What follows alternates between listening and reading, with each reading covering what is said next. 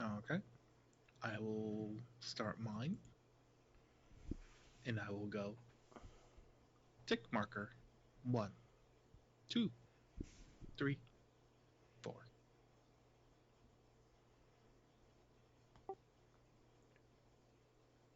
Coming to you from the dark recesses of the proverbial Dawnforge pouch, this is episode 254 of the Shattered Soulstone. Buried is social distancing. Today's podcast is brought to you by Audible.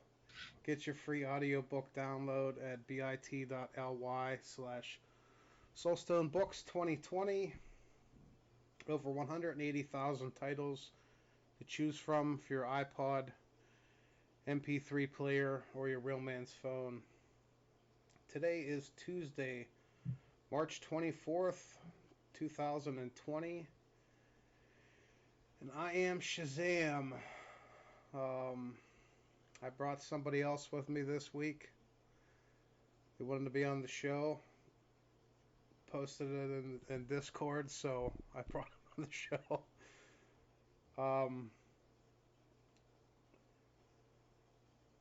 Coming from the other side of Pennsylvania, it is Dreadscythe. Ew. Yes. This is East Coast PA coming to you live and inside, social distancing from anything and everyone, even inside my own house.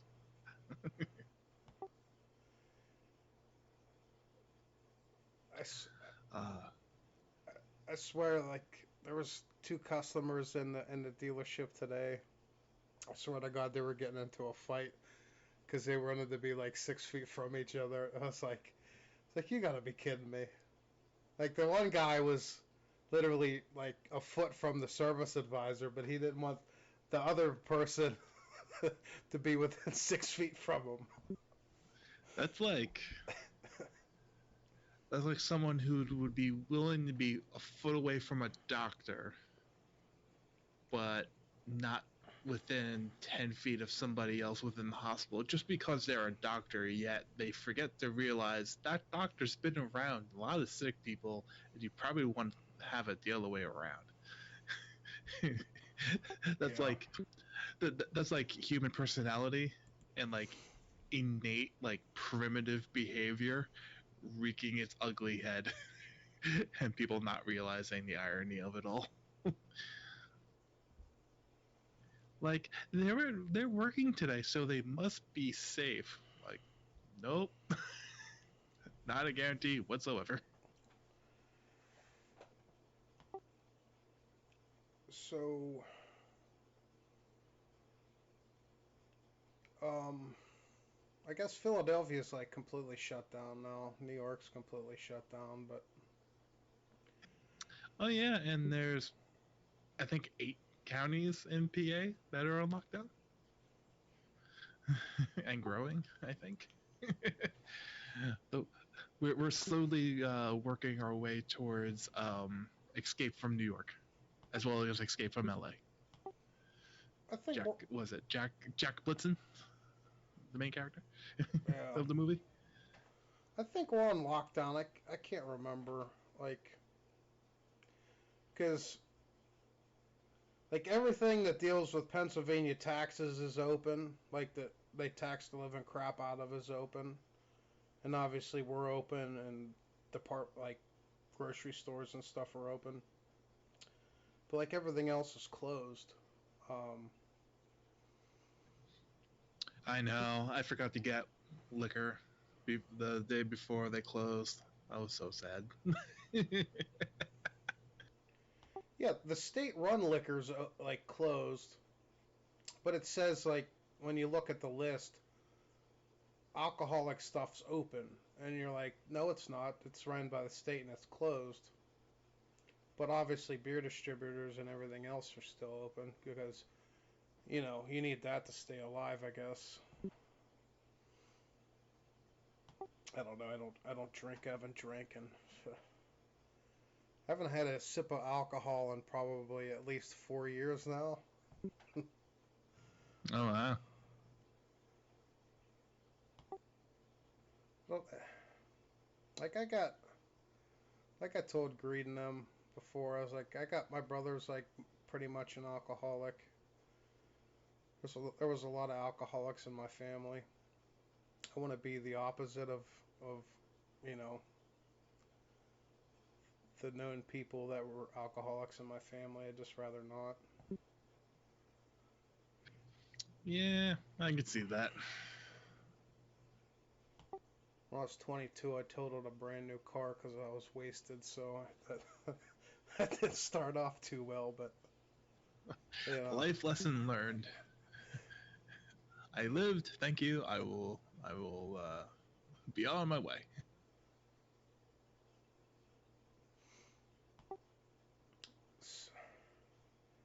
So how has your week in gaming been, Mr. Dreadscythe?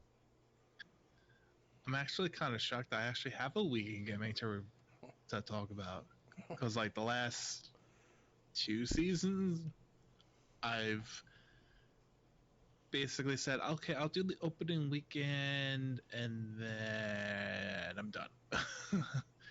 um, it was kind of a mixture of like the themes that weren't appealing. I, without, I'm not gonna get into overall opinions of Diablo 3 and Diablo 4, but it's like mentally, it's like I'm kind of done with Diablo 3, even though there's like still so much untapped potential to just will never come to light, unfortunately, with the game.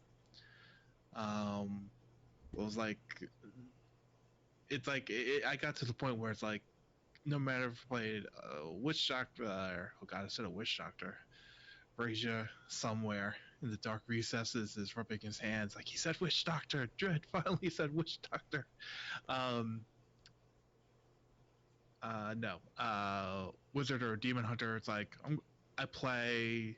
If it's Demon Hunter, it's like okay, UE for the farming, Impale for the GR pushing, and I'm gonna have no mats because I'm never gonna get a primal Carly's point, even though Leviathan's gonna get like 35 in a season. I RNG is not fair. I hate it, and yeah.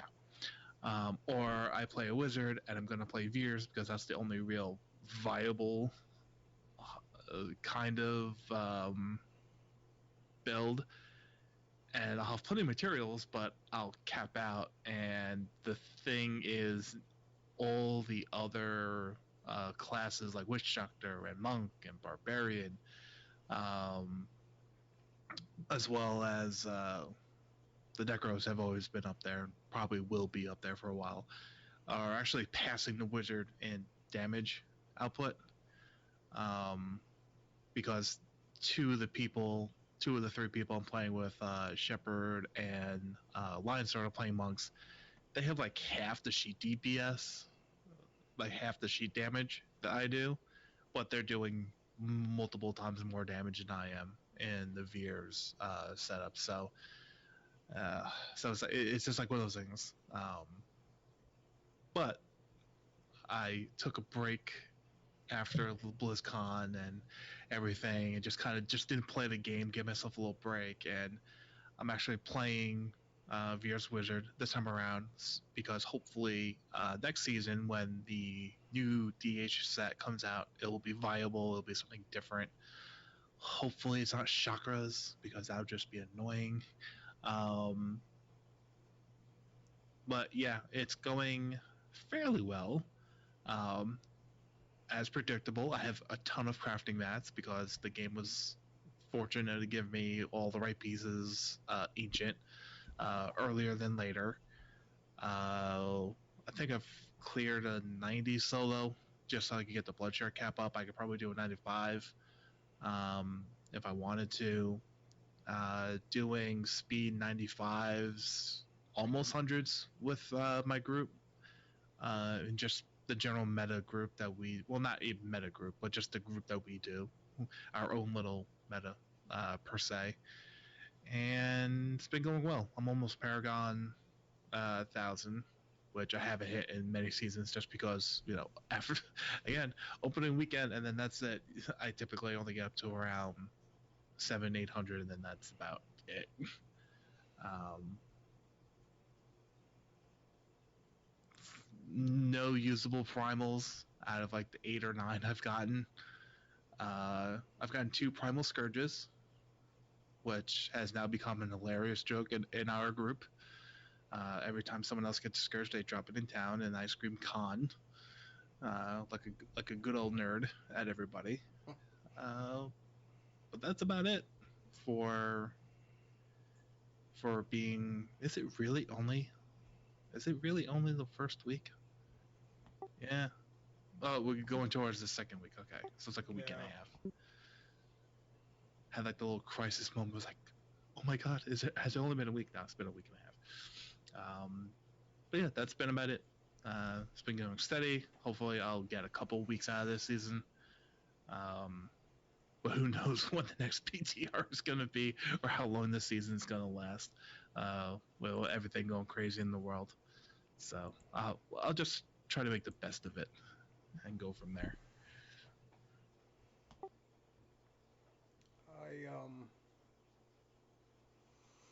Sunday I hit Paragon 1000. Like Congrats.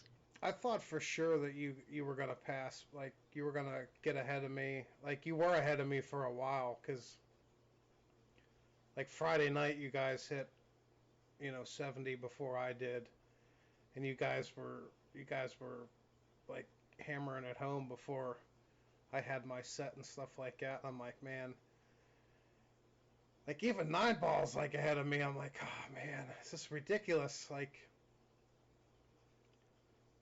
that 9ball. like I should be better than this. But then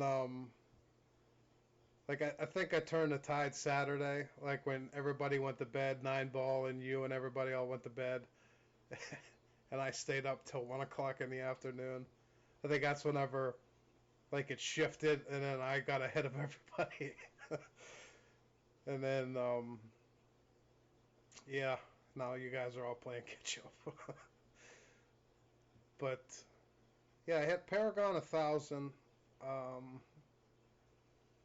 I did a 99 with my Demon Hunter UE because I wanted to get my augmenting gems up to 100.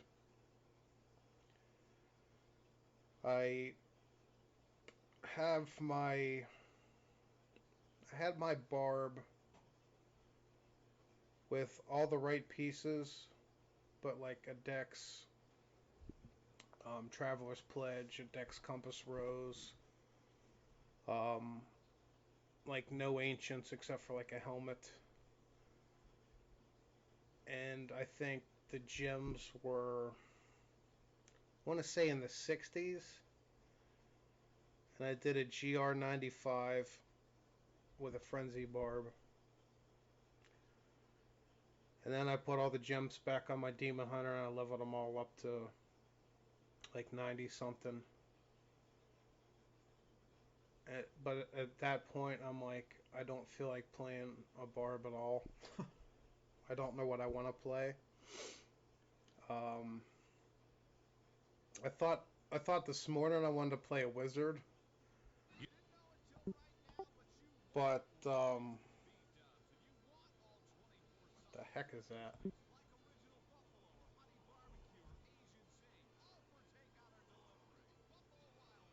So stupid.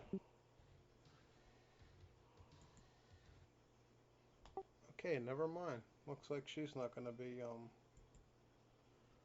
playing freaking commercials on Twitch. Anyway.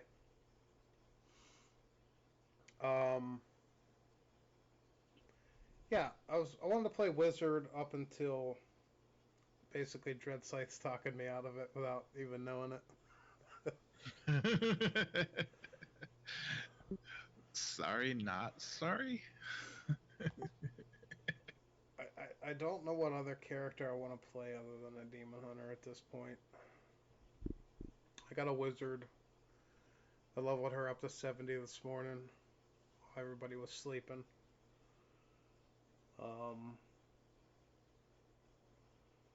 But that's basically about it. I got, I think, the helmet that she needs,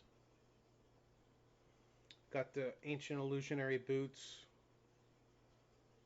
with all the good stats rolled on it. Um, for the Laud Hydra build. Yeah, that's the only version worth playing. But I don't know. I'm gonna at least try it and see how far I can go. I'm at this far. I got her to 70. What's Bloodshards at this point? You know what I mean? Um, yeah. Other than that, I said hit Paragon 1,000. I want to hit 1150 or 1200 by the next show, next Sunday, whatever. I only think I have like 50, you know, Greater Rift Keystones farmed up, but I didn't really do much you know, before we started doing this show. Did a round of bounties and farmed some Greater Rift keys, but other than that, I didn't really do anything. I've been playing Animal Crossing since Sunday. Like every now and then, I fire up the Switch and play it a little bit, but like Diablo is. I want to get above 3,000 Paragon by the end of like my non-season. I want to get above 3,000, and I only need like 70 or whatever to do it. But 3,100 would be good. Mm-hmm. But And then you'll just need 1,900 more to be considered of average non-seasonal paragon level for balancing. yeah, I'm sorry, that still cracks me up. But continue. but on my defense, this is only my 10th season playing Diablo, so season-wise anyway. You know what I mean? Mm-hmm. Um, I don't know. We'll see.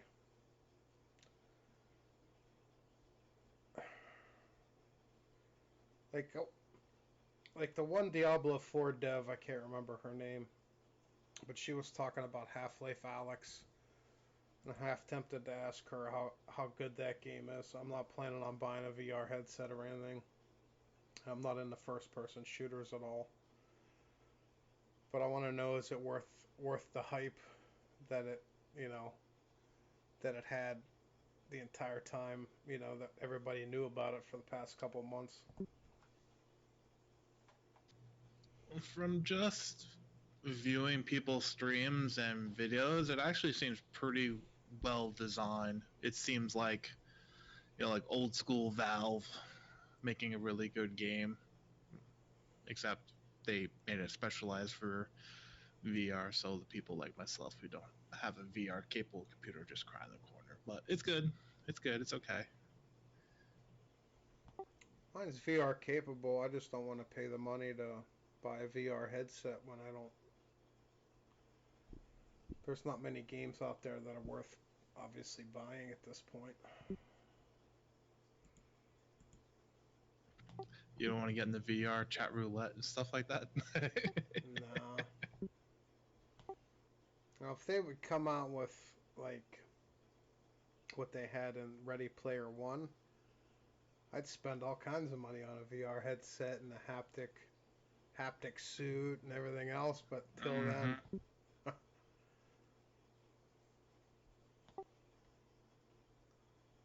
because I can only imagine like how cool it would be to go from like Sanctuary to Azeroth to like whoever Overwatch is. I can't remember. Like that, just bouncing between them three would just, I don't know, that'd be surreal in VR. Yeah, it will be a trip. That's for certain.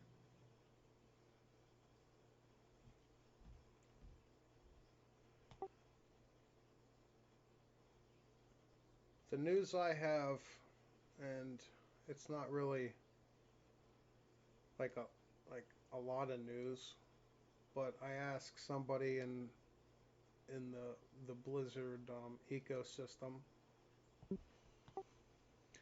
I noticed, you know, like the last year, you guys have been putting audiobooks out on Audible. Like this year, you've put out 2 already. And then I searched for Diablo again, and you guys have 2 more out. Are you guys going to put out more Diablo books? Or are you guys basically done putting out Diablo books? And the response I got, which I'm surprised I got a response at all, was they want to release a couple, you know, they want to release a couple and then wait a couple months, release a couple, wait a couple, you know what I mean, and sprinkle them out throughout the year. But I guess they want to put them all out by this time next year. Now I don't know if that was just the Sin War books, or is that that's all the books past the Sin War up to the Order.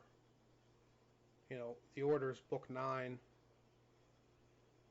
Diablo Legacy of Blood is book 1. I think we're up to book 5 right now. So we got, 3 more books to go.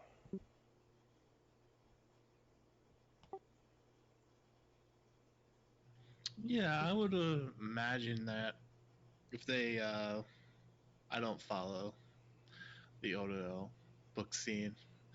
I don't read or even listen. I'm a bad intelligent wizard. um, but it would make sense that they would want to get everything to an Audible format, um, just so they have it there. You know, like backlog premise for it. And also now that D4 is a thing and they can talk about it, um, even though it takes place many decades in the future, a lot of the premise of what D4 seems to be around is going to harken a lot to the past of Diablo. So the Sin War and trilogy and all those books will probably be a lot more relevant to D4 than people probably give them credit, even if just from like a lore standpoint, like lore figures and um, each individual character's intentions and personalities and what tribes or cults they belong to. Uh, is there Rathma not Rathma or Team not Rathma that me and Nineball are on, even though the metadata says differently on the YouTube video. Um, but yeah, it's smart business sense to get that stuff on Audible. Because it gets more listens, it encourages the creation of more books to be done, which I'm sure they'll have at least 1, if not 2 books before Diablo 4 to help kind of set it up a little bit. I mean, they do it for a while before every expansion. Uh, they did it. They did the order before D3. They did a whole bunch of. They did a short story or several before Reaper of Souls. I would imagine they would do a full book before D4 comes out as well to kind of help build the world and atmosphere and all the shenanigans that are going on, and why heaven has forsaken us, and why especially Imperius is crying in the corner because he didn't get to wipe out humanity. Yeah. I take that back. Um, the Sin Wars, the first book is um, book 4 in the Diablo. So we got 5, 6, 7, and 8 to go.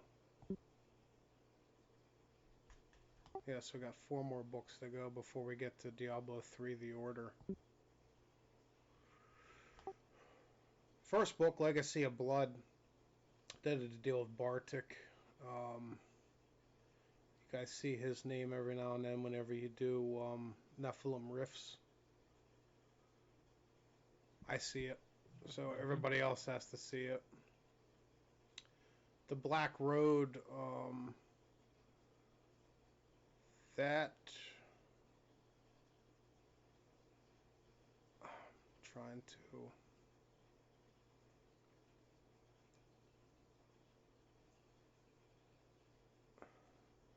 I just listened to it last week, but the freaking Kingdom of Shadow is.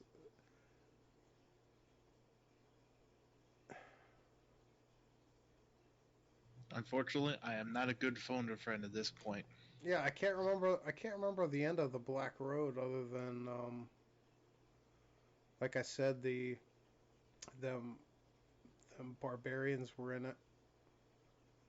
Oh, it's about that demon. I can't remember his name. Um, but yeah, he was in that one. The Kingdom of Shadows. To me, that was like the best out of the first three books. That deals with Diablo, so that by far is the best out of the first three, in my opinion. Like they all start out pretty slow at first because um, and this is just going by me listening to the first three books and playing Diablo at the same time. Like I start listening to it and my mind just magically tunes out and it like I catch myself like 30 minutes after I tuned out and I'm like I need to listen to this. But it's basically the same premise in every book so far that I've read. They build up they basically go around to all the characters that are in the book, build up their backstory. They all meet together and they all go to the end of the book. And yeah, the Kingdom of Shadows is by far the best. It's got Necromancer in it, Mm-hmm. and it's got Diablo in it. And them are two good things to have in a Diablo book. I'm gonna listen to Birthright again without a person that's from um, the Middle East or whatever that other dude was from on YouTube. Because Josh Clark, I think, did. He's been doing all the books on Audible, and I'm pretty sure he did Birthright too. So I'm gonna listen to that some point in time this week and get the story again and cross my fingers that the next couple books come out in the next, I don't know, couple months so I can listen to them at least. Yeah, that'd be nice. I don't listen to a lot of audiobooks. Like I usually either listen to music, listen to podcasts, or watch Twitch when I'm farming GRs or stuff like that. But every now and then I want to get on antisocial and just, listen to a book here and there. And that's basically what I do. Yeah. And sometimes it's just like, I'm just gonna put on it and just listen to music or something. Just gotta tune out the world and all the craziness going on. Like I told you before the show, though, hopefully they incorporate some of the stuff in them books to Diablo 4. Like the demon for the barbarians and stuff like that. I don't expect them, and I don't think that they're gonna build an entire city that whenever the light shines on it, it's gonna be humans cheering and everything. But when like nobody's looking, it's just gonna be a whole bunch of undead people. You know what I mean? I don't expect them to go that elaborate, but it'd be nice if they did like a couple, touches here and there. That'd be pretty cool to have like an elite be like that demon and stuff like that. Yeah, I would imagine I mean, I would even dare to say it's almost inevitable because, like I said before, even though Diablo 4 is happening decades in the future, with it being Lilith and the Triune and other callbacks to the upper echelons of the primevals and such like that, it almost seems like we're gonna get some of those at, at least novel characters, or uh, they'll be able to pull from novels and the books and be able to insert some of that character personality, or uh, you know, locations, or other things that they could describe there, just pull it into the game to try to give the game more hooks into already established lore and descriptions of beastries and the such. So I almost feel it's inevitable at this point. What do you What's your take on that Twitter picture that I think Diablo posted whenever they said about season 20 and I don't know about being quarantined and stuff like that? Or haven't you seen it? But the one those have like three big ass demons in the back and like a sacrificial altar in there. Yeah. Yeah, it looks like it's. If I remember here, no, it's funny you say because I actually have it on my desktop. Uh, it's not my desktop wallpaper, but I have it on my desktop because I got it and I pulled it because I'm like, you know me. I need to have like a giant Diablo stock image library. So let me open it up. Yeah, it definitely looks like a Church of the Triune kind of deal because it has a triangle on the stairs. That's the three demons being Diablo, Mephisto, and Baal. Am I saying? I never know if I'm saying his name right. So I'm gonna say Baal. But I'm like, is it Baal or Baal? I didn't play Diablo 2, so that's why it's like slap on the wrist. um, but yeah, it kind of looks like Church of the Triune. In fact, there's the main guy in the altar, but if you look to the left and the right, there's one guy on each side. So again, three, triangle, three, the three prime evils, three, by three they come. It's all imagery. It's all there.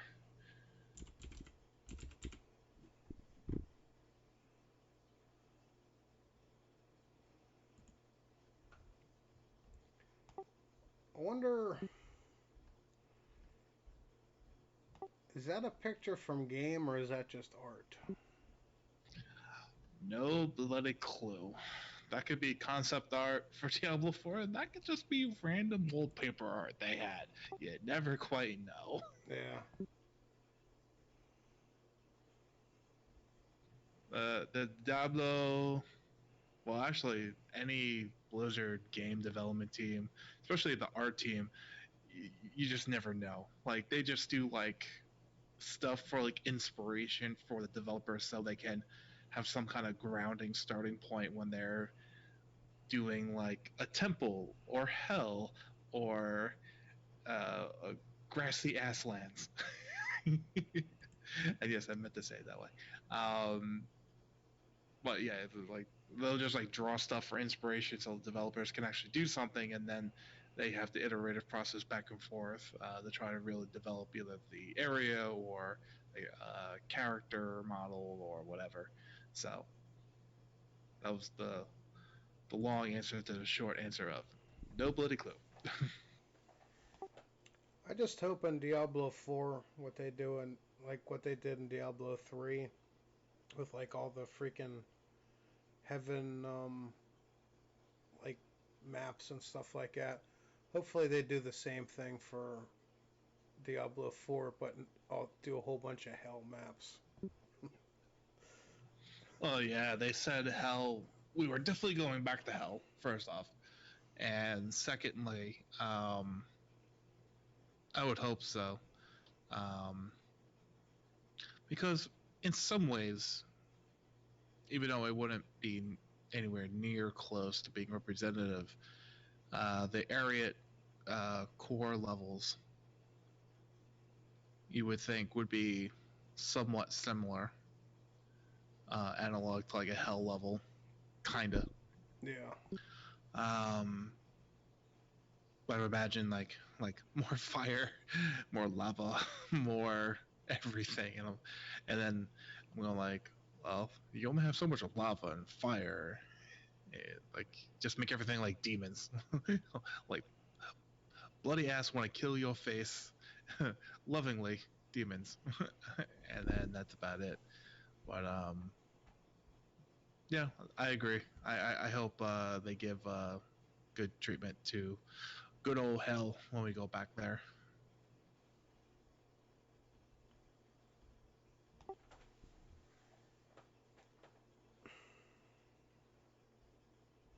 What other? I don't know. I can't remember the last time I talked to you on here. What other two classes do you think they're gonna have in Diablo 4? Uh, um, we'll see.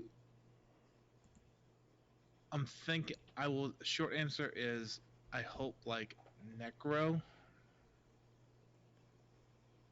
and I don't, and Amazon, because in Amazon hopefully they can figure out a way to kind of allow it to be a bow class too. So the archetype of what the Demon Hunter established isn't lost completely, going from D3 to D4. Um, and Necromancer just because it would be the prime spellcaster pet class, just so as many archetypes that can be out there are at least established, and then eventually if they start doing DLC classes or expansions with classes, they can put in more niche type classes. My only hope is that they don't put a class in that has group healing, because while the monk was actually a good success once they started getting some of the kinks worked out of the class, the monk is the only class that can heal, like heal and put down like sanctuary and all this stuff, and that's what allowed for the foreman meta to even exist in Reaper Souls. And even before that, it was actually established as a minor support class um, for prepped defiled crypt runs back in D3 MP10 days, when you would run through the defiled crypt 3 times to force the wretched mothers to vomit up zombies 3 times, and then on MP10 with a full group with a monk with a life per hit weapon and gem, going around killing all those zombies to get the maximum amount of paragon in the shortest amount of time, quote unquote. So even in those days, the monk was a support class. Um, and I make the distinction of healing versus a support class, because I'm fine with support classes, but healing is a whole another level, because a healing can keep everybody alive. Support could be like help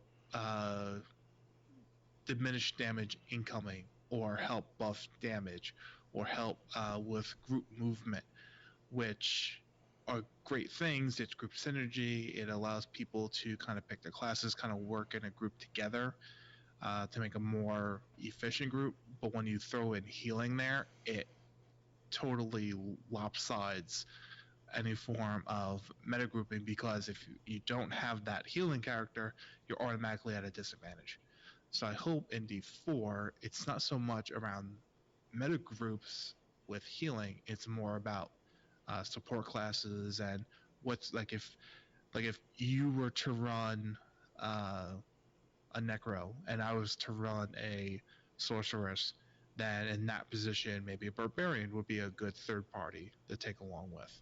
But if we were playing 2 different classes, then a different class would be better for the support.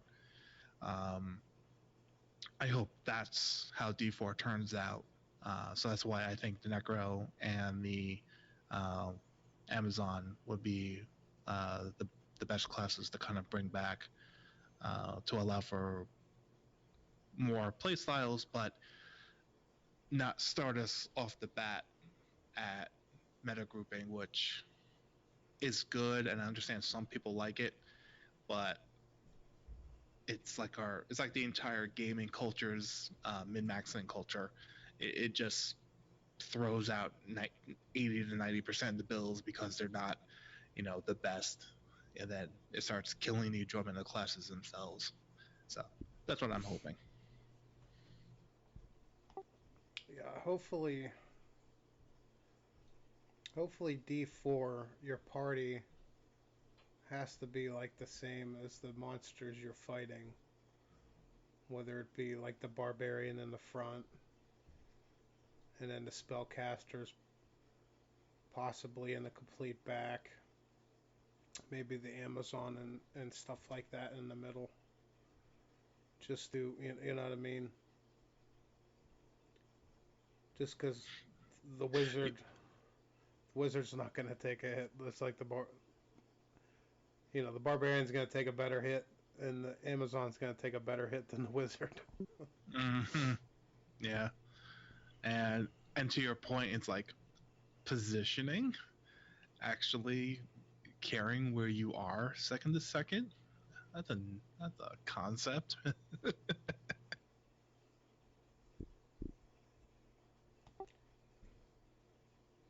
I think based on seeing a lot of the support like builds and whatnot in Diablo, the healing ones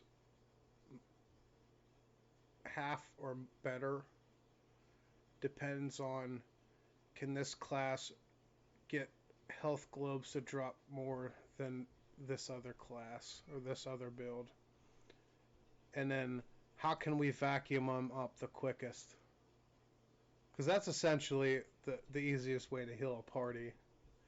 Like, that's why they nerfed Necros when they first came out, because they were dropping health globes like nobody's business. And, Yeah, it was a little bit like, where do these 100 health globes come from?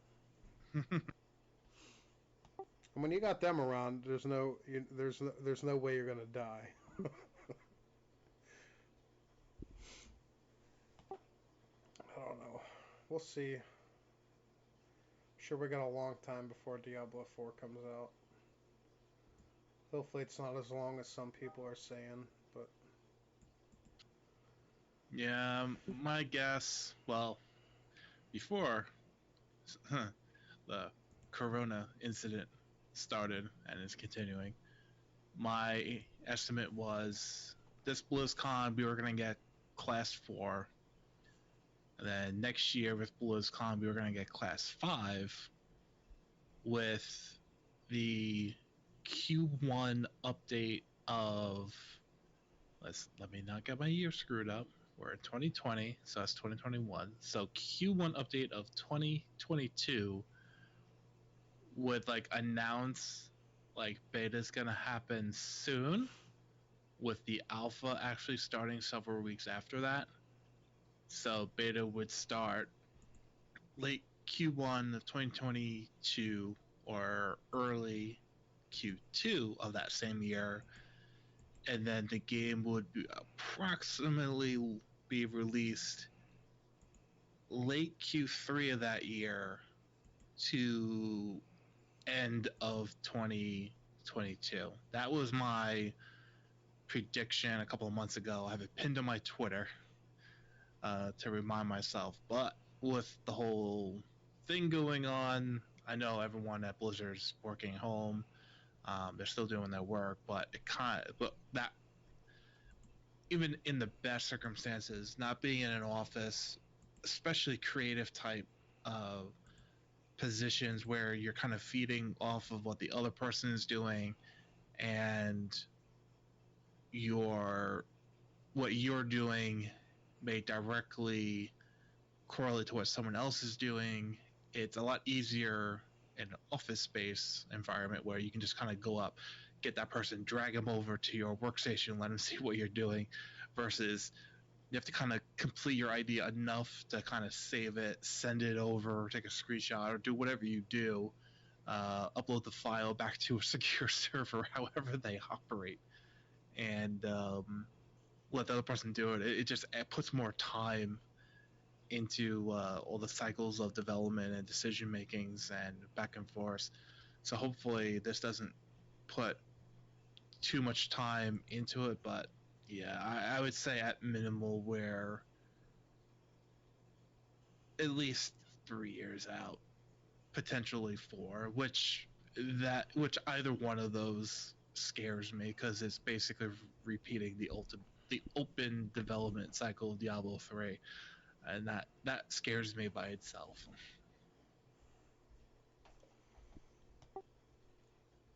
I think it would be sooner than that, just because I don't think shareholders are gonna go that long without another big title. I obviously don't know what's Blizzard's working on. I don't know, what Blizzard has up their sleeve.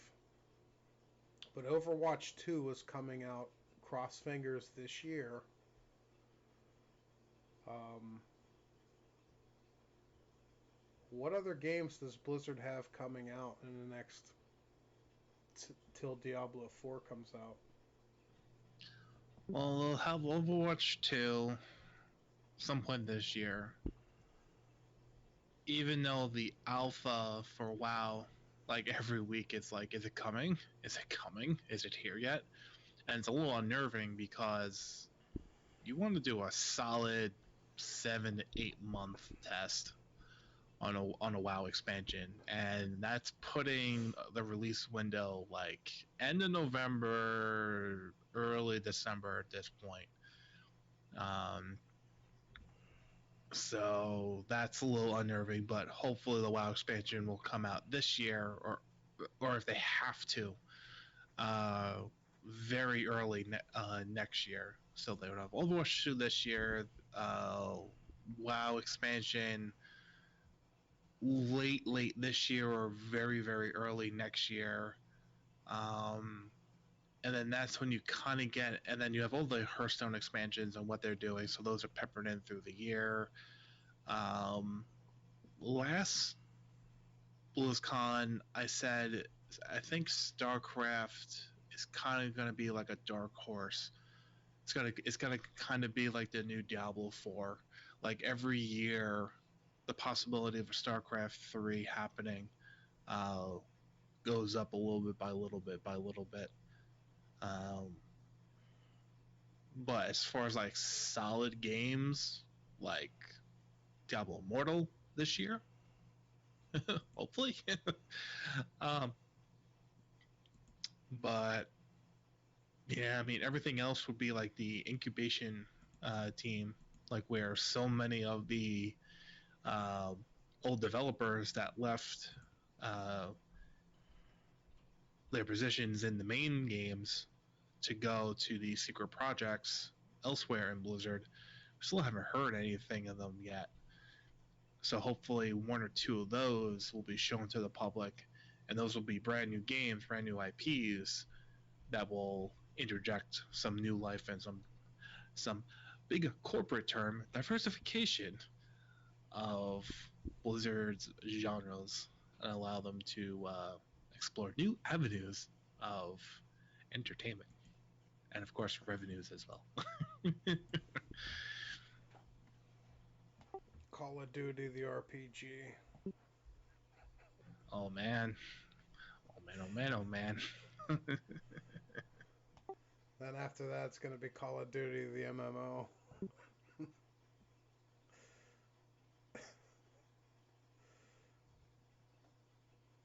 Yeah, they'll do the RPG, then they'll be all the groundwork for the MMO.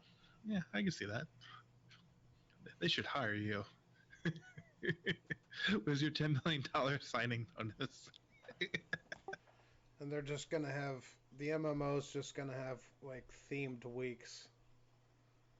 Like each like it's just gonna be like the entire map of like the world, and then like this week is World War II's Normandy.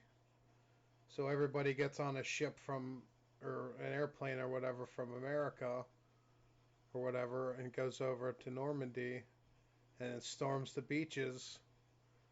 And when you're dead, you're dead. Good luck next week. Oh man, you have to pay for your extra lives. Each extra life is a dime. You play for like 5 hours, you die like 36 times. Oh man, that would be like the ultimate uh like uh that would be like pay to win. That would be like good. That would be like elitist stuff like there. I have I have zero faith in Activision at this point, other than Call of Duty, because that's all they know how to put out anymore. They don't ever think of games anymore. But I did hear that there's going to be another Tony Hawk this year, so cross fingers they're still in bed with Activision. Yeah, it can be like that. I know when going back to Anthem of all games, when that was shown off, my first impression was like, oh, okay, so it's like EA's and Bioshock's version of Destiny 2. But it looks cool. It looks like it could be a thing. Maybe my computer can handle it. And then like 5 seconds later, I'm like, wait. I said EA and Bioshock. It automatically is gonna fail because EA is behind it in some way or form. Even if they're just a distributor, even if they're not developing the game, somehow, some way, because EA is just there, it's just like a big taint to the development. And lo and behold, wow, that was a major. It wasn't even a flop. It just failed hard. I'm like, I didn't spend my money on that. Yeah. I think the only company that could put their name on something that they don't make and it turn out good is Bethesda. They can't make a good game anymore, but they can put their name on good games. Like Doom Eternal. They put their name on it, but they didn't make it. Were they just like distributors or something, like strictly? I think pretty much, yeah. I think they own ID Software or whatever. And I Oh guess yeah, they just that would explain it. they just leave them alone. We know we suck. We're still dealing with the Fallout 76 issue. Here. You guys just deal with this. We can't handle two fuck ups within a year. Enjoy. Yeah, but then on the other end you got EA that puts their finger in everything and screws up Anthem, and you know I don't know. I don't know anymore. I don't trust anything EA comes out with unless it's at least a year old at this point. I don't trust anything that Bethesda puts out that they make that says Fallout on it unless it's been out for a while. Like I can't trust them anymore. Yeah, and that's kind of how I am with games in general. Like, there's so many games like I would like to buy, but I'm like, no. It's not that Blizzard has a wondrous track record of late to either, but at least it's somewhat better than it seems like every other developer with a few good standouts. But ugh. Yeah, And it's also that I don't feel like spending like $60 on a game here, $40 on a game there, another 55 on a game here. It's like I just feel like spending the money for essentially games that act and play like games like from 5 years ago that I could play for free because I already own them. So what's the point? I just I hate like shady stuff. Like, for example, and this is going to be close to home, but it's for example, Activision. A couple years ago, they came out with a Call of Duty. Day one had zero microtransactions. All the reviews were awesome. No microtransactions in this game. This game's awesome, blah, blah, blah. There's no paywall, nothing. A month later, they added microtransactions. They added the pay to win mechanics to the game. They added all this stuff after they had all the good publicity of coming out with a good game without microtransactions. That's shady shit, you know what I mean? Yeah. Yeah, I remember hearing about that. I'm like, oh, so they waited until all the reviews were in, and everyone said, oh, this is actually a pretty good, solid game. You know, they actually focused on making a good game that was there for the players first, and then, you know, DLC and seasonal pass and microtransactions and pay to win mechanics. You know, like everything you said, it's just very disingenuous. And but the thing is, I think the player base, I think players in general over the last couple of years have just grown so repulsed and are of the idea of something like that, especially, but just in general, because it's so obvious why it's being done. It's so obvious that they only want the money, and they're building the game around the in-game stores. They're not building the game around core principles and entertainment experience. They're building it around how much money they can milk from you after you bought the game for $40, $50, $60, or if you want the super duper collector's editions for however many hundreds of dollars that some of them are going for. And from 2 years ago, from when Diablo Immortal hit, and then Fallout hit, and then there was just a string of disasters for 4 or 5 studios. I think it finally began to sink into the developers about microtransactions and pay to win mechanics and loot boxes. Dear God, loot boxes. That they began to finally change a little bit, but I don't think we're there yet.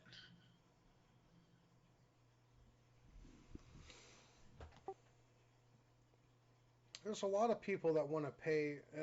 This is even before Diablo 4 is out. There's a lot of people that want to pay for stash tabs. Um, but I know I've heard at BlizzCon last year that the dude from StarCraft, I can't think of his name, that came over for Diablo 4, he said that he does not want to sell, you know, in stash tabs.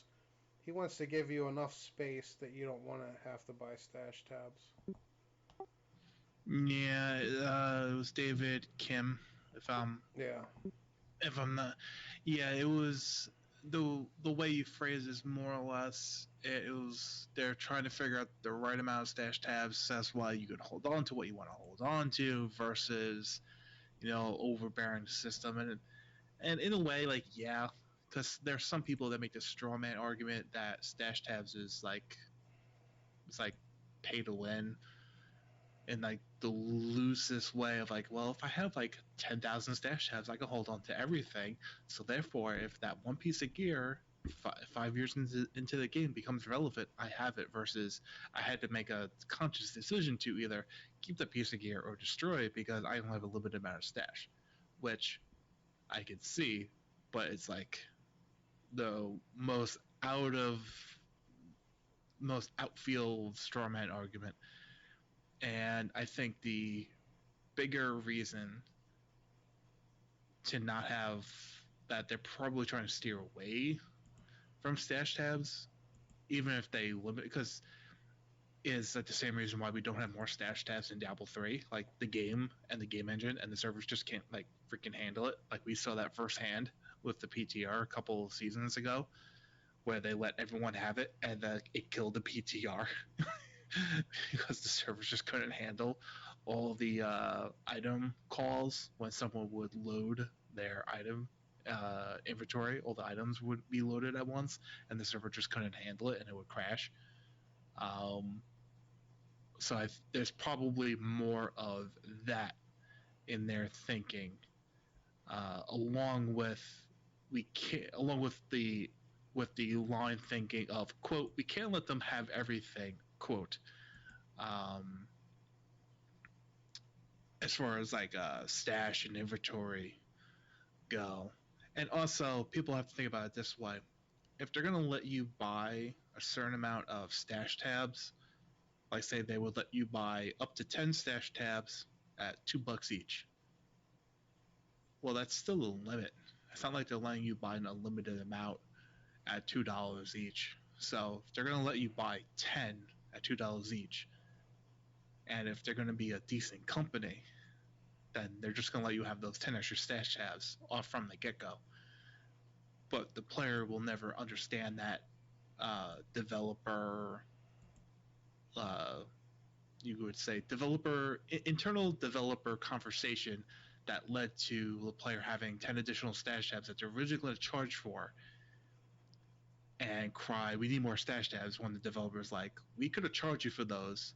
That's the maximum that we could have given you without having internal server problems, and you're not going to get any more. So there's a little bit of perspective on the issue that has to be taken with everything when it comes to these matters. $2 cheap, I think. Path of Exile charges at least $5. Yeah, I was about to say they could charge $5 easily and people would still buy it. Fuck. I mean, I view the Necromancer DLC as stash tab only buys because I don't play the Necromancer. So it's like, okay, I got 2 more character slots and 2 more stash tabs for the $15 I paid. So I paid like $7.50 per stash tab.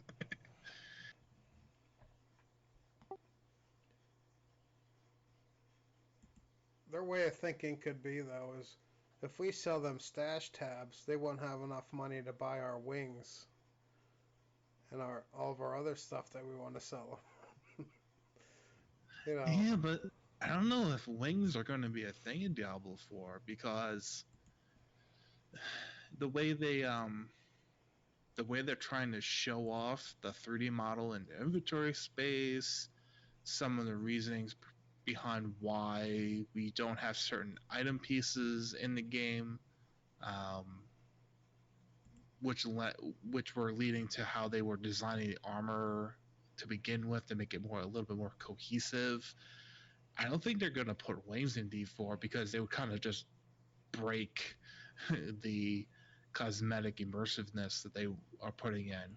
I think they're going to be more grounded, or it's going to be more like what WoW does, where there's like a set of pre-made cosmetic armor pieces. So that's where they're probably headed. Like they'll probably have like a set of cosmetic gear that you can buy. So it's all done to look good as a set when you transmog each item. That's why it at least looks good and grounded in game. It's not like this clown fest of blood wings in like pink dyed gear, and it's all armor, so you look like a freaky barbarian unicorn going around smashing everything.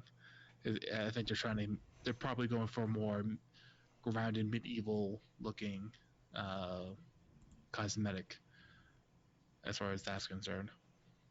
But who knows? Here's a set of wings that I'd like to see in Diablo 3 then. Like normal, everyday, like the angel wings that, certain people have. I can't remember where they got them. Could be the original collector's edition. I can't remember. Mm-hmm. Nope, you are correct on that. But I want to see like them or like ones like that. Only like war torn. Like I want to see like one side of them half ripped off. I want to see the other side like broken and like flapping like a weird way. Like that to me that would be neat. Like a broken butterfly. You know, if you ever watched and it's not like let's not go like the whole like as far as like Dogma did where the two angels from heaven there they just cut their wings off to become human, you know. And then you just see like the big scars on their back from where their wings used to be. Like that'd be cool though to see like war torn ones though. Like to me anyway. That'd be pretty awesome. Like I'd put them on a barbarian. God, I can just imagine like the pickup lines. Like, hey baby, I ripped off my wings. I fell from heaven for you. uh, totally off tangent. Now that I said that, it reminds me of when D3 was coming out. Somebody did 2 videos. They were called "Unnecessary Censoring" of like all the conversations in like Diablo 3, like vanilla. I think there were 2 videos. If you've never seen them, you should go watch them because they're funny. Because it's exactly what it is. Conversations, and they just figure out the right point to just like put in like a little censor bleep, and it just makes conversations just perverted or sexual or like totally like 180 of what the original conversation was, just with like a simple little beep in the right place to make it unnecessarily censored. It's hilarious. I hope that they're still on YouTube. But yeah, those are funny. It reminded me of that, saying that idea. Did you ever watch the movie Dogma? Yes, in fact, when you were talking about it, I was thinking about when Constantine is being brought back to life from the devil, ripping out the cancer. Like, you shall live. like, really, really. Everybody that lives in Pennsylvania should watch that movie once. At least it was filmed here. Come on. And now that I say that, I was actually thinking of Constantine. That was Constantine I was thinking of. But no, I have seen Dogma many times. It's a hard movie to find because all the church groups can't find it on digital. Like I had to buy it used. That's the only way I got it. That's a shame. It's like not. I don't know. It's it's not that like I don't find it that offensive. You know what I mean? But whatever. I guess Buddy Christ is. It is what it is. Yeah, yeah. I'm not gonna comment. Yeah.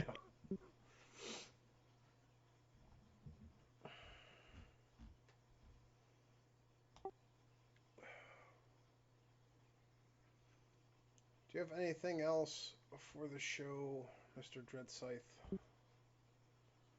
No, I'm taking a prolonged hiatus from Scythe and Shield just because the world is a wacky place right now, and trying to after BlizzCon and holidays was wacky enough to try to schedule interviews, and then I had like several bouts of laryngitis because Kid got sick, and then I got sick, and then Kid got sick again, and I got sick again, and then other things happened, and then we need to focus on helping her develop more, which she is. And dear God, she's crawling now the last week, but prior to that she was uh, pulling herself up and like couch cruising for all the parents in there listening that actually understand what that is. So now that she's crawling, we're giving it like a couple months before she's running around chasing our poor dog that's never going to get a moment's of rest ever again. Um, so I had to focus on that for the last couple of months. That's why I haven't done an episode of Scythe and Chills. I mean, I would like to, but I think when I started doing the podcast, that was like the perfect time to get it going, do a couple episodes before life came crashing back. Um, so hopefully I'll be able to get back that in some way or form. But other than that, it's just trying not to think of Diablo 4. Just hopefully it'll turn out better than I'm giving it credit for. And just enjoying Diablo 3 with my three musketeers. That's what I call them in our group. In fact, after we record, I'm going to jump in the group with them and play. And try to not worry too much about what's going on in the world right now with all this business. You don't have to worry about Diablo 4. There's so many other games to play right now. You know? I know, but I don't know if my computer can handle them. It's getting to that point where I need a new computer. It's like, a new computer or go to BlizzCon. Wait, is BlizzCon going to happen this year? Who knows? Yeah, that's been on my mind a lot the past couple weeks, and I'm sure Blizzard's like waiting until the last possible moment to say, "Hey, tickets are going on sale, but we don't know if it's gonna happen," or they're just gonna wait till June, July, August to you know have tickets go on sale. I don't know at this point. Yeah, they'll just do the virtual ticket. They'll charge $100. They'll throw in some more digital goodies and something that will get shipped to your house. And they'll do like a nice they'll do like a nice 1 day of panels and stuff like that. And everyone will get their announcements. They'll do it digitally. They'll save money. Everyone will watch it virtually, and everyone will be happy and safe, and not have to yell 30,000 times. Put on some freaking deodorant. They'll save money and lose money all at the same time. No, if they have a virtual one and they charge for it, oh my god, no, they'll make money because they won't have to rent the convention center. They won't have to have all that overtime pay for all their employees that are doing the con. They won't have all the months and months of setup and movement. Oh, my lord, they'll make so much money. I don't know how much the convention center costs, but $300 a ticket times I don't know how many thousands of people show up there, but it's a nice chunk of change, man. And they've always stated that it's like a break even or they suddenly lose money. But I mean, it's like I'm not trying to be like, oh sure, Blizzard, wink wink about it, but it's like, yeah, on like the BlizzCon tickets and the virtual tickets, maybe they break even. But man, people buy merch like there's no tomorrow at the store and at the Darkmoon Fair. Like people buy tons. Like you could say literally tons and tons and tons of stuff. Like people buy like $300, $400, $500 worth of stuff there, and then they're willing to pay like 100 or $150 to ship it back home. And I'm like it's not any cheaper or more expensive than if you just bought it in the store and got this free shipping home. Like who are you people? It's like, ugh. I mean, for people who live internationally and want to buy it at the con, there may be like a tax savings, which is usually the case. But still, it's like people go freaking batshit on merch, and I'm like, no. Like, I'll support the company through the games that they do. So that's why when I put money in Blizzard's pocket, it's because I like their games, not because I feel like buying 35 different Diva t-shirts. Thank you.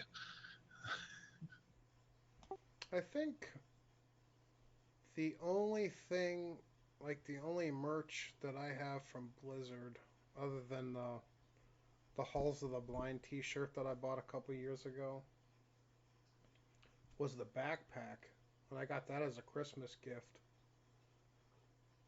because every time I go to my parents' house, like you can put the Switch in like the clear back of it, and put all the clothes and everything I need in like the front of it.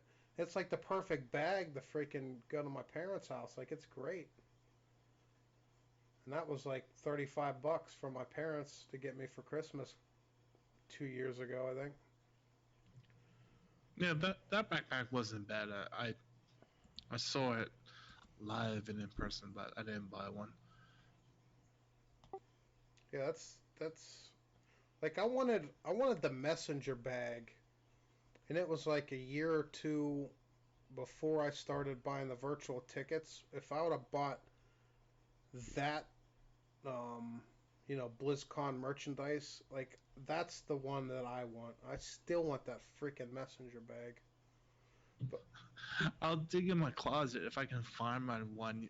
To give me your address and pay for the shipping. I'll mail it to you. Because it's just, if I have it, it's just rotting away in the closet.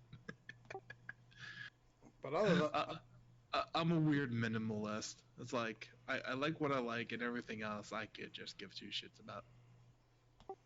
other than that, I don't think there's any other merch that like if somebody could tell me if the Blizzard like Diablo hats were fitted or not fitted, I would either buy one or not buy one.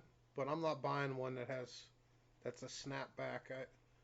I have this Riker hat because it's fitted, and that's the only way I wear hats nowadays, and it's been that way for the past 20 years. If I grow hair, like the snapback hats just go up on just raise up on my head, and I don't know, these hats are like perfect. Mm-hmm.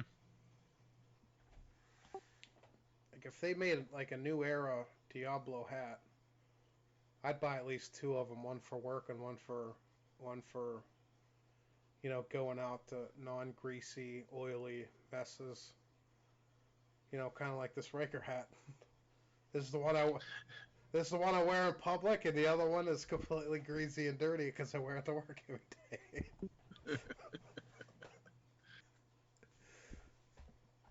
But there's only a few people that know exactly what this hat's for.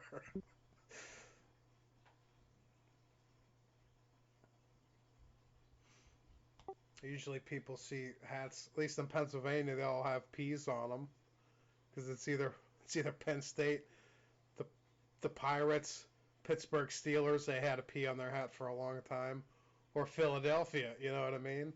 Like no, like that's basically every just about every major sports team in Pennsylvania except for two outliers, and they're both in Philadelphia, which would be the Eagles and the 76ers. Mm-hmm.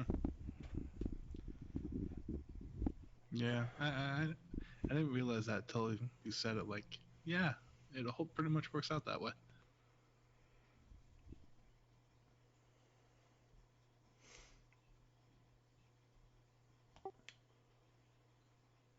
Is there anything you've been watching that you want to talk about? Or Uh, yeah. I mean, uh, my wife and I. This could be like. This is just gonna like show you like how weird we are. Alton Brown has his Good Eats Reloaded, uh, and and and her and we always loved his cooking shows, so we've been watching those. It's weird. It's like, what, you're not watching like anything on Hulu or Netflix or like the Marvel universe or like this that or Alter Carbon or stuff like that. Like, no, I could care less. I couldn't get into it. Like Black Mirror, like no, I don't care. But Good Eats, no. That's my wife's and I's jam right there. Um, Another series that she found randomly, and then I started watching every episode with her, and it's partly because I'm Jewish, and it's like, yep, oh, who wrote this show? Like the Jew, it's oozing. Like this is like, even though we weren't like real Jews per se, like growing up in a family, like this show nails it. It's hilarious. It's hilarious on its own right, and it's also hilarious on like how they portray like typical daily uh household, even though the show is set in like the 1950s. Um, and now you're wondering what's the name of the show. It's called The Marvelous Miss Maisel. Um, it's basically, think of it as like a comedic kind of drama. It basically follows um, a woman who is getting divorced, and then all of a sudden starts a stand-up comedic uh, uh, career, like because of she's getting divorced from her husband again in the late 1950s and 60s in America. So you can imagine how that all plays into, especially with the whole family unit being Jewish. So it's hilarious. Um, the funny parts are funny. The human parts are very human. It's a very well written show. There are some really wacky, out there episodes, but they still feel grounded. Um, the only thing that my wife and I feel bad about is that even though we paced ourselves when watching the episodes, like we would watch one episode here, one episode there, maybe two episodes here, take a couple of day break, we eventually got to the end of season 3, and now we have to wait for when the next season comes out. So, but that was the first series of a show that her and I liked in a very long time, because we can't really be bothered with a lot of other shows. Um, but this one was really good, and this one's on Amazon Prime. So those are the two that we're watching. See, it's not as bad as what me and Greg got into for a while with torture and kidnapping and serial killer documentaries. You know? It's like, what? We're not watching Saw 15? I'm like, no.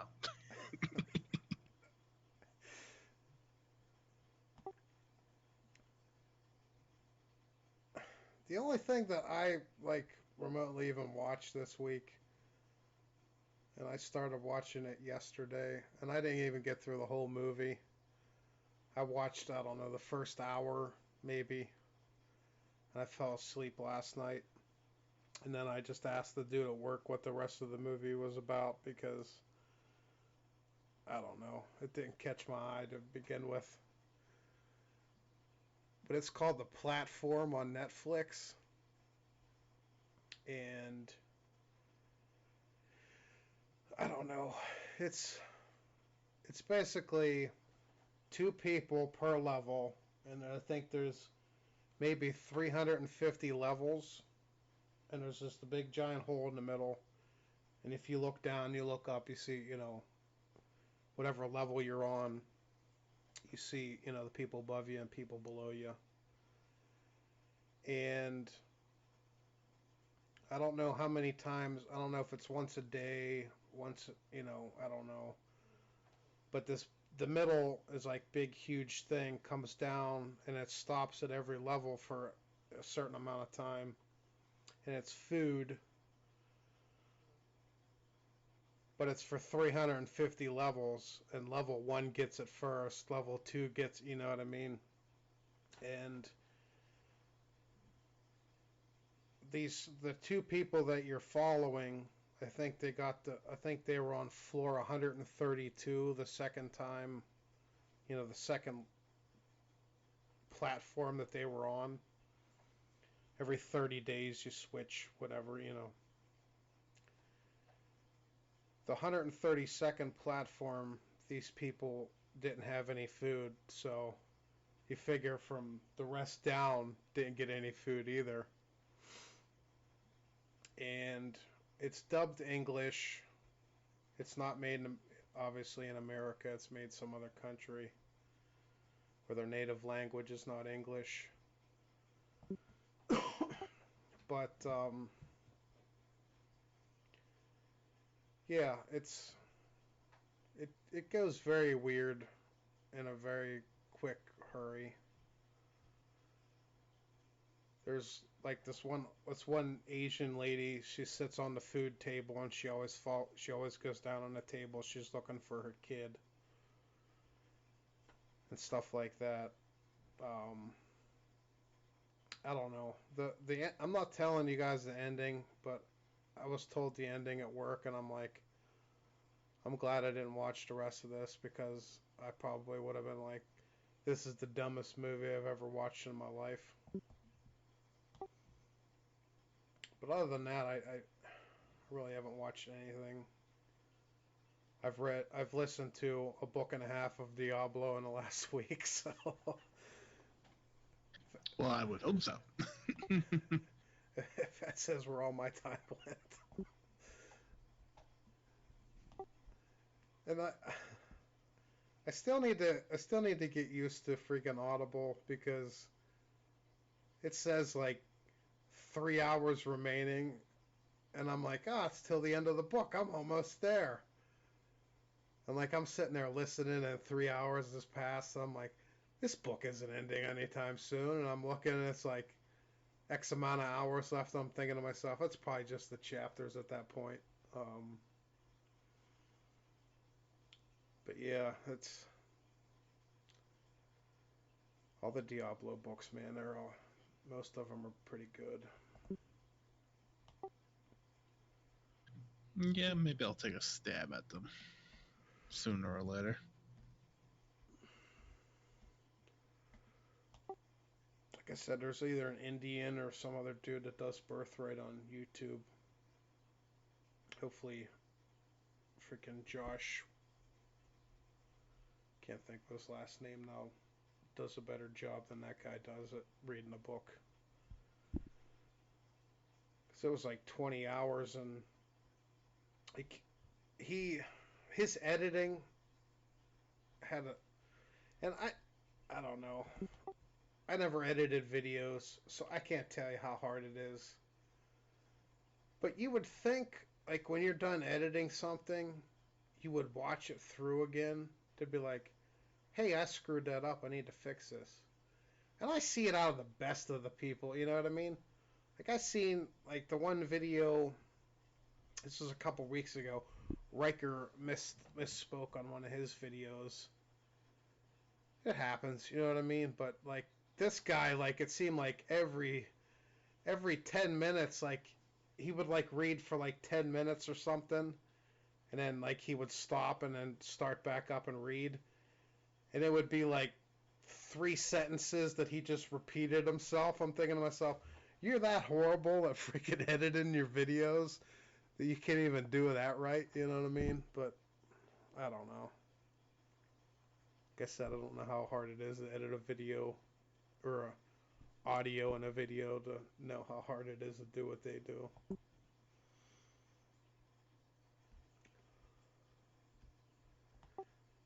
But I would at least do the run through after when I was done with it to see, hey, this is messed up. Maybe I need to fix this before I put it on YouTube.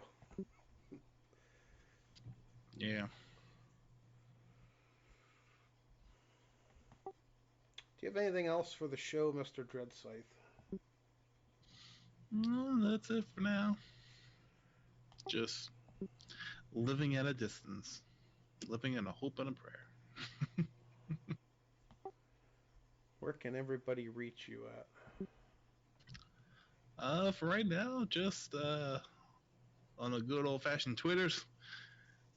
You can do a little tweety at me, at Dreadscythe. And that's probably the best spot.